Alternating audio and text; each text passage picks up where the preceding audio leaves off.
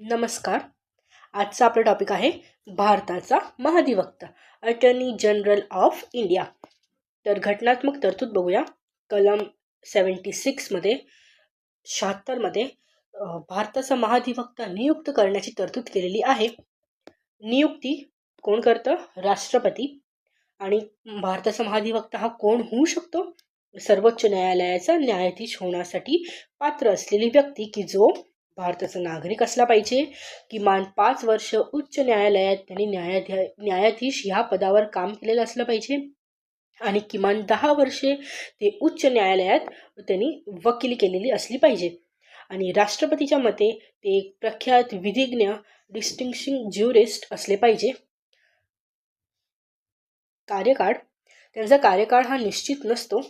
राष्ट्रपतीचे अनुसार ते पदावर बसू शकतात आणि त्यांचा पदाचा राजीनामा पण ते राष्ट्रपतीकडे देतात. विधी व त्याचं मानधन हा राष्ट्रपती ठरवतात आणि वेतन या भारताच्या संचित निधीमधून दिले जाते.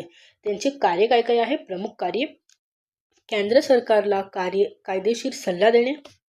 भारत सरकारच्या वतीने सर्वोच्च न्यायालयात ते हजर राहतात.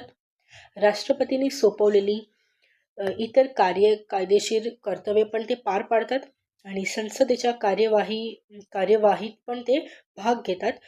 राज्याच्या महाधिवक्त्यासारखंच की त्यांना चर्चेत भाग घेण्यासाठी बोलण्याचा सर्व अधिकार असतो, पण मतदान करण्याचा अधिकार नसतो.